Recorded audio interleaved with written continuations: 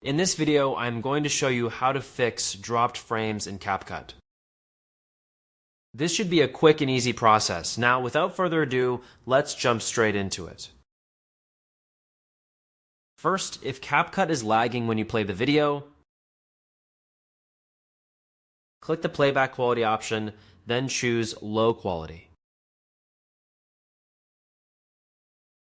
You can also choose medium quality, depending on which option makes your video play smoother without lag.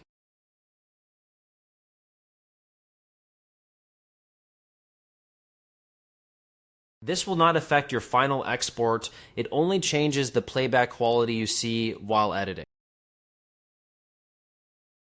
You can go back to full quality whenever you need, and it will not affect your export. Once you have done that, go to Details and click Modify. Then go to Performance, choose Proxy, and select the resolution. Click 540p, then click Save. This will make your proxies even smoother.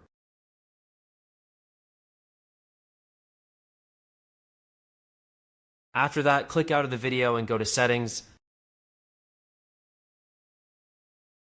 Click the gear icon, then go to Cache.